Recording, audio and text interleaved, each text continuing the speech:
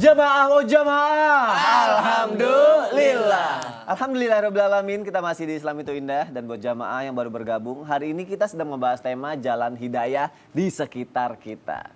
Ada tayangan yang mau aku kasih lihat untuk jamaah yang ada di rumah nih. Ini tayangannya judulnya dapat hidayah, pencuri malah kembalikan mobil curiannya. Wow, gimana Masya ceritanya? Allah, kayak gimana tuh ya? Coba kita lihat tayangannya ya. Penasaran. Silakan. Oke. Kalau misalnya tadi di segmen sebelumnya ya, aku nanya sama Ko Denis mengenai hidayah itu bisa dari mimpi apa enggak, aku nggak jadi Tapi nanya. dijawabnya Iya. pakai. Jadi aku nggak mau nanya lagi. Aku nggak ngerti jawabannya apa. Aku sebenarnya sih mau bicara Chinese Mandarin juga, tapi nggak enak. Ada orang aslinya jadi engkau. Itu ada bule-bulenya sekarang. gitu ya. Nanyanya sama Ustadz Syam aja. Kalau mau Ustadz Syam dijawabnya pakai bahasa Indonesia pastikan ya. Oke, insyaallah. Iya, aku mau nanya hidayah itu bisa berawal dari mimpi apa enggak sih? Mimpi yang seperti apa? Apakah harus mimpi buruk dulu? Ternyata itu adalah hidayah buat kita gitu. Terus sama di zaman Nabi itu ada nggak sih kayak orang dapat hidayah dari mimpi gitu, Ustadz Syam? Baik, Bismillahirrahmanirrahim. Mohon izin guru-guru sekalian Bahasa dan seluruh. please ya. Oke, bahasa Bahasa please. ya. Jangan bahasa Mandarin. Emang nggak bisa. Alhamdulillahirabbil alamin. Allahumma shalli ala sayyidina Muhammad wa ala sayyidina Muhammad. Jamaah Islam itu indah yang dimuliakan Allah Subhanahu wa taala. Kalau ditanyakan tentang mimpi, subhanallah, sembari mengomentari VT yang barusan lewat, Masya Allah tabarakallah, seorang pencuri yang mengembalikan barang curiannya. Ada di masa Sufi Malik bin Dinar radhiyallahu anhu, ada seorang pencuri yang masuk ke rumahnya Malik bin Dinar. Ketika masuk ke rumahnya Malik bin Dinar, dia masuk ke ruangan yang satu nggak ada, masuk ke ruangan yang satu nggak ada apa-apa pun di sana. Ternyata subhanallah, namanya rumah ulama, ulama malam-malam dia tahajud, subhanallah. Ternyata Malik bin Dinar itu telah memperhatikan pencuri ini dari tadi, subhanallah. Sembari dia sholat malam, ternyata dia merasakan ada orang yang hadir dalam rumahnya. Lalu apa yang terjadi ketika hendak sholat subuh, ya mau adzan subuh, terpaksa Malik bin Dinar keluar dan bertanya kepada pencuri tersebut, engkau sudah dapat apa yang engkau cari? Kata pencuri, tidak ada apa-apa, kata pencuri tersebut. Maka Malik bin Dinar, saya kasihan melihatmu. Kalau begitu sekarang engkau pergi ambil air wudhu, kita sholat subuh berjamaah. Subhanallah. Akhirnya pencuri tersebut pun sholat bersama Malik bin Dinar. Setelah itu diajari beberapa ilmu. Akhirnya dia pulang. Saya kasihan kalau engkau pulang nggak bawa apa-apa. Saya kasih ilmu aja. Akhirnya pulanglah orang tersebut, pencuri tersebut, ketemu dengan teman-temannya, ditanya, apa yang kau dapat pagi hari ini? Apa yang kau dapat? Saya sudah berhenti jadi pencuri. Kenapa? Saya udah dapat harta yang tidak pernah kudapatkan sebelumnya. Harta apa itu? Harta yang paling besar. Apa? Ilmu agama. Subhanallah. Dapat hidayah melalui dia masuk ke rumah orang. Seperti tadi kisah pencuri yang mengembalikan barang curiannya. Subhanallah. Kemudian yang kedua, kalau ditanyakan tentang mimpi, apakah mesti mimpi buruk? Tentu saja tidak. Sayyidina Abu Bakar As-Siddiq radhiyallahu anhu dalam riwayat disebutkan ketika berangkat berdagang ke negeri Syam, beliau bermimpi melihat bulan dan matahari. Ketika melihat bulan dan matahari, dia pun melihat dalam mimpinya ia memakaikan jubah kepada bulan dan matahari yang ada di pangkuannya. Kemudian dia pun datang kepada orang yang mengerti tentang takwil mimpi ini, tafsir mimpi ini. Dia bertanya tentang hal tersebut. Maka orang ini pun menjawabnya, dari mana engkau berasal? Saya dari kota Makkah. Saya ke sini dalam hal pekerjaan, saya berdagang ke sini. Maka orang itu pun menjawab, nanti akan muncul di daerahmu seorang yang bergelar Al-Amin, orang yang sangat dipercaya, maka ikutilah dia. Subhanallah. Dari mimpi Sayyidina Abu Bakar As-Siddiq, lalu Sayyidina Abu Bakar As-Siddiq menunggu-nunggu kedatangan kelahiran baginda Nabi Muhammad sallallahu alaihi wasallam. Subhanallah. Jadi bukan mimpi buruk, tapi mimpi yang baik-baik. Kalau dikatakan mimpi buruk, kembali lagi kepada Sufi yang tadi, Malik bin Dinar. Malik bin Dinar adalah seorang yang sangat taat kepada Allah Subhanahu wa taala, namun tidak langsung menjadi orang yang taat. Suatu ketika beliau adalah seorang pemabuk yang sangat berat, subhanallah. Lalu ketika sedang dalam keadaan mabuk-mabukan, dia melihat seorang putri kecil yang lewat di hadapannya. Lalu dia berharap kepada Allah. Ya, ini hebatnya, masih mabuk tapi masih ingat sama Allah Subhanahu wa taala. Ya, masih mencintai ilmu gitu ya. Maka subhanallah dia mengatakan, "Ya Allah, kalau engkau kasih saya pasangan dan kasih saya anak, maka saya akan bertobat kepadamu." Beberapa tahun kemudian Malik bin Dinar pun mendapatkan semua itu. Lalu Malik bin Dinar pun bertobat. Namun qadarullah subhanallah, Allah Subhanahu wa taala memberikan sakit kepada putri kecilnya lalu meninggal dunia. Lalu Malik bin Dinar kembali mabuk-mabukan dengan mengatakan, "Ya Allah, aku kecewa kepadamu. Sekarang aku akan lebih mabuk daripada sebelumnya. Aku akan lebih nakal daripada sebelumnya." Suatu ketika Malik bin Dinar dalam keadaan mabuk bermimpi ketemu dengan ular yang sangat besar yang hendak menerkamnya. Lalu Malik bin Dinar bertemu dengan seorang kakek tua. Lalu Malik bin Dinar bertemu dengan anaknya yang sudah meninggal dalam mimpinya. Lalu dia pun bertanya kepada anaknya, "Wahai anakku, tolong aku, tolong aku."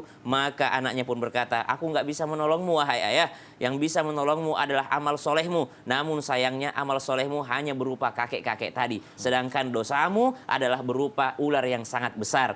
Amalmu tidak bisa menolongmu daripada dosamu. Yang bisa menolongmu adalah sabarmu kehilangan diriku." Subhanallah. Jadi daripada mimpi ini, Malik bin Dinar akhirnya bertaubat dan menjadi ulama besar yang karyanya masih ada sampai sekarang. Wallahu ta'ala alam. Masya Allah. Ternyata semua bisa berawal dari mimpi juga ya. Ada dari mimpi. Karena mimpi adalah kunci Iya. untuk kita menaklukkan dunia. Wah. Menarilah. Giring nih Ji. Aduh. Saya, Apa? Laskar Pelangi. Betul. Dapat Jadi Pak. kemarin bener nih. Iya, betul.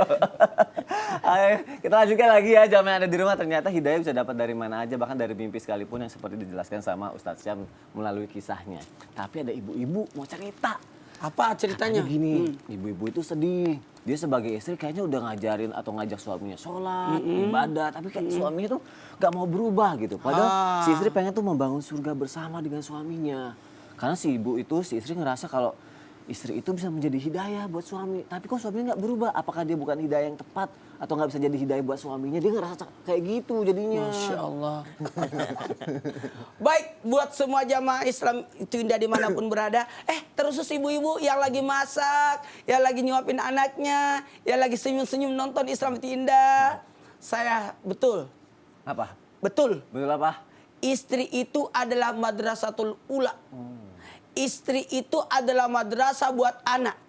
Dan ketahuilah, mohon izin tanpa menggurui, ada beberapa bahagian mungkin rumah tangga dalam Al-Quran, ada rumah tangga dalam hal ini suaminya soleh, istrinya enggak. Siapa itu? Nabi Nuh sama Nabi Lut. Kemudian ada yang istrinya soleh, suaminya enggak. Siapa itu? Keluarga Fir'aun, Ratu Asia, istrinya yang taat kepada Allah, sementara Fir'aun enggak. Ada yang dua-duanya enggak ibadah kepada Allah. Keluarga siapa? Abu Lahab. Mohon izin berkompak dalam keburukan. Tapi ada keluarga yang luar biasa berkahnya. Siapa itu? Keluarga Nabi Ibrahim alaihissalam. Kita mengambil pembelajaran dari sosok Ratu Asia.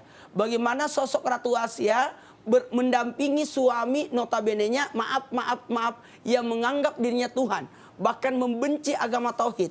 Dalam hal ini harus kita sampaikan bahwa sosok istri yang menjadi hidayah buat suami yang luar biasa. Karena ingat, istri itu adalah partner. Istri itu adalah partner. Yang luar biasa yang mengingatkan suami. Dan mohon maaf tanpa menggurui, sebaiknya sosok suami harus menerima masukan dari istri. Harus menerima masukan dari istri. Karena dengan adanya istri bisa jadi rem, bisa jadi penabung, bisa jadi notaris, bisa jadi ahli sejarah. Itu luar biasa loh istri. Di balik laki-laki hebat ada wanita hebat di belakangnya. Wow. Dan di balik wanita hebat ada laki-laki stres di belakang. Dalam hal ini mohon maaf, gimana kalau istrinya taat, ibadah, tapi suaminya maaf tetap melakukan maksiat? Maka yang dilakukan oleh sosok istri adalah bersabar dan mendoakan suami. Sekali lagi, bersabar bukan berarti tinggal diam. Bersabar berarti ada aksi di situ. Bagaimana cara dia supaya suaminya dapat hidayah. Inilah istri yang baik. Istri yang menuntun, istri yang mengingatkan, istri yang bukan menggurui, tapi memberikan masukan. Karena tidak ada laki-laki yang mau digurui. Mohon maaf ya. Kemudian selain itu, doakan suami supaya dapat hidayah. Doakan suami supaya dapat hidayah. Inilah yang terbaik yang dilakukan oleh istri soleha. Sekali lagi, istri soleha. Soleh adalah yang berguna, yang bermanfaat. Kemudian apa lagi? Sosok istri itu apa salahnya kalau dia berbuat baik diniatkan untuk suaminya? Enggak apa-apa. Saya bersedekah, niatkan untuk suami. Semoga mudah-mudahan ini jalan terbaik. Atau dia bersedekah kepada orang-orang, ya ini dari suami saya. Wih, orang-orang, ih baik banget suaminya. Padahal bukan dari suaminya, tapi dari dia. Boleh dengan jalan itu sehingga orang-orang baik. Kan mohon maaf ya, kadangkala orang susah dapat hidayah karena dicap buruk oleh orang. Dicap buruk. Kalau istrinya, masuk neraka kamu, tidak salah. Salah. Harusnya aku mau masuk surga bersama dirimu. Tapi bagaimana caranya? Kau sendiri nggak sholat. Sweet banget. Jadi harus tetap sabar dan mendoakan ya. Kayak yang kau harus cepat pulang. Kenapa? Gak ada istri. Kita punya ya bertiga ya, Masya Allah. Oh, dan aku juga mau ngasih semangat buat para istri di luar sana. Semoga Ya. tetap semangat, Tetap mendoakan semangat, dan bersabar mendoakan. seperti Ustadz Maulana bilang ya. Dan semoga kalian bisa menjadi lebih baik lagi dan kalian adalah perempuan terpilih. Masya Allah. Strong, Bangga. Wonder Woman. Virus bangga memiliki suami yang luar biasa. Masya Luar Allah. biasa apa Ustaz Sam? Luar biasa. Alainya. Bukan aku yang ngomong. Kok ngaku ya? Aduh.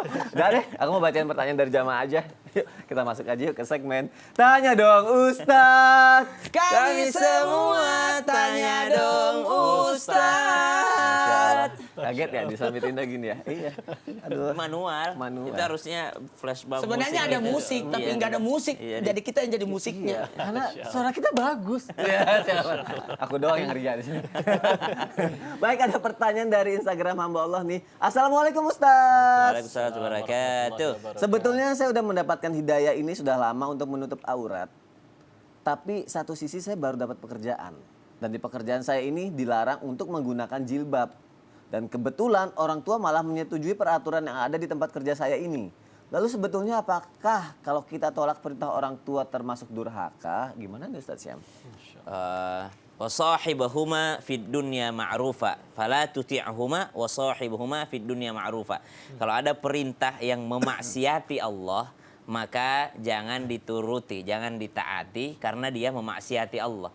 Ya wajib kita taat sama orang tua, wajib kita berbakti sama orang tua, wajib kita berbuat baik sama orang tua. Tapi untuk urusan taat kepada orang tua adalah taat yang mengarahkan taat kepada Allah. Jadi kalau ada taat kepada orang tua tidak mengarahkan taat kepada Allah, berarti ada yang salah dengan perintahnya. Mesti kita lebih taat kepada Allah dibandingkan taat kepada orang tua. Taat kepada Allah di atas segala-galanya. Sama dengan misalnya mencintai ulama. Kita taat sama ulama. Kenapa? Karena ulama pewaris Nabi. Kenapa? Ulama dicintai sama Allah. Tapi kalau perintahnya tidak sesuai dengan perintah Allah, berarti kita lebih memilih perintah Allah Subhanahu wa taala. Maka subhanallah, tanpa bermaksud menggurui ataupun mengajari, saya cuma cukup mendoakan mudah-mudahan dapat pekerjaan yang mengizinkan untuk taat kepada Allah Subhanahu wa taala insyaallah. Terima kasih Ustadz Syam. Sama-sama, Dan Ustadz. semoga terjawab ya jamaah yang sudah bertanya ya. Ada lagi pertanyaan berikutnya dari Instagram hamba Allah. Assalamualaikum warahmatullahi wabarakatuh Ustadz dan Ustazah. Alhamdulillah saya sekarang mendapatkan hidayah masuk Islam, baru belajar pelan-pelan. Akibat saya masuk Islam, saya malah diusir sama orang tua. Tapi saya tetap mendoakan orang tua agar tetap mendapatkan hidayah walaupun kita beda keyakinan. Dan saya sama orang tua udah hampir 1 tahun lebih tidak pernah komunikasi. Lalu saya harus gimana ya Ustadz sebagai anak untuk tetap bisa berbakti kepada orang tua? Wah, ini akan dijawab nih melalui tausiah sama Koh Denis. Silakan Koh Denis. Mohon maaf, itu kembaran saya. Oh iya, maaf. Abis sama glowing. Silakan Koh Denis. Boleh dijawab izin melalui Ustaz tausiah. Syam, Ustaz Fadi. Masya Allah, Masya Allah. Silakan kok. Ini la haula wala quwata illa billah. Kalau bicaranya tentang orang tua ya teman-teman. Gini deh, kita tahu pintu surga adalah yang paling tengah ya. Itu orang tua adalah pintu surga yang paling tengah. Tapi bahkan kayak gini, kalau misalkan ada seorang bayi dibuang oleh orang tuanya pas lahir, lalu atas izin Allah 30 tahun kemudian si bayi jadi konglomerat, tiba-tiba orang tua yang dulu buang tiba-tiba datang. Nah, minta duit ya, kasih atau jangan? Menurut Islam kasih jangan? Kasih. Kasih, betul, Masya Allah Ustaz, betul Masya Allah. Tapi orang akan bertanya, loh saya dibuang loh dari kecil, benar. masa setega itu dan masa saya tetap harus kasih? Masya Allah, kita bakti sama orang tua itu bukan supaya orang tua sayang, bukan supaya orang tua suka, lebih di atas itu lagi, karena Allah suka. Dah gitu aja. Orang tua, iya dia berbuat jahat, wallahi akan ada nanti hitungannya sama Allah. Kita bakti sama orang tua bukan cuma sekadar supaya dibeliin sesuatu dan lain-lain. Tapi demi Allah, karena Allah suka. Allah suka, mudah bagi Allah membulak-balikan hati orang tua untuk mau kepada kita. Bismillah. Inilah pentingnya, tapi ketika akhirnya kita ingin bakti kepada orang tua, ketika akhirnya mungkin bisa jadi iya di luar sana ada orang tua yang pernah berbuat salah. Tapi sekali lagi ingatlah itu, bahwa bahkan kalau ada seorang anak punya tabungan di brankas nih Tat, terus tiba-tiba nyampe rumah, uangnya udah nggak ada. Kemana? Diambil orang tua, itu anak sama sekali nggak ada hak untuk ngambil. Ya. Karena emang secara fikih anak adalah milik orang tuanya berikut apa yang dimilikinya. Ya. Makanya ini salah satu luar biasanya Islam adalah betapa memuliakan orang tua itu di Islam benar-benar porsinya luar biasa banget. Ya. Sehingga kadang ketika ada yang bertanya, nantilah anak emang nggak usah terlalu banyak ngaji, dah nggak pengen jadi ustadz. Kalau misalkan ada anak udah jadi konglomerat, tapi ternyata dia lupain orang tuanya, masih bisa dibanggain anak yang kayak gitu? Kan tentu nggak sama sekali. Masya Allah, pintu surga yang paling tengah. Apapun kesalahannya, sekarang kita mesti bikinnya kalau ke orang tua seperti ini ya. Bahwa, nah kalau 1 tambah 1 itu berapa? Kata kita 2. Kalau orang tua berkata, nak 1 tambah 1 5 loh. Iya bu, betul. Udah cukup. Kata Ustadz Syam tadi, beneran. Selagi perintahnya nggak melanggar syariat Allah, iya bu, betul. Dia punya hak untuk menerima segala bakti kita. Terlepas seperti apapun, bahkan jika beda akidah. Tadi sudah jelaskan dari Quran surat Luqman yang dibacakan oleh Ustadz Syam. Masya Allah. Kalau ditanya cara paling gampang nyampe surga, demi Allah, pintu orang tua masih ada, itu pintu paling tengahnya. Itu paling mudah. Maka Masya Allah, jangan sia-siakan. Terus berbuat baik, terus berbuat taat, terus berbakti. Hingga sampai satu ketika, orang tua akan berkata, kenapa aku udah menjadi orang tua yang seperti ini, engkau tetap baik kepadaku. Itu momen paling tepat untuk menjawab. Ini karena Islam, Bu. Masya Allah. Itu dakwah yang luar biasa. Semoga Allah mudahkan, semoga Allah lembutkan hati semua. Amin. Nah, puas kan? Iya puas kalau buat orang tua, apa aja asal jangan Yakin. Iya. Yakin. Yakin pelan-pelan. Tapi ya harus belajar sama Ko Denis, Masya Allah, tabarakallah ya. Iya, ya. Hari ini juga pelajarannya sudah banyak sekali yang kita dapat di Masya sini. Allah. Insya Gak Allah. usah sama-samain deh. Kan berusaha. Ustaz kan udah berusaha Kan mirip. sudah ada. Aku juga pengen lemah lembutnya Wah, juga. kalau sama. saya kan ya begini lah cempreng. Kok Denis kan lembut, Ustaz Sam dengan suaranya yang merdu. Kan dirimu ya itu alay aja. Balikan Sony yang dulu. Diaminin. Ustaz, aku punya segmen baru loh, mau tahu nggak? Memang ada segmen baru di Ada. Sam Jadi ini buat jamaah mungkin yang ngerasa belum bisa move on. Oh. Sekarang mungkin bisa kita bantu move on. Karena ada segmen baru namanya segmen move on dong guys. Gitu loh. Anak muda banget ya, keren banget ya. Jadi jamaah jangan kemana-mana. Kita sama-sama menyaksikan setelah ini ya segmen move on dong guys ya. Di Islam itu indah. Gak lama kok. Jamaah. Alhamdulillah. Oh.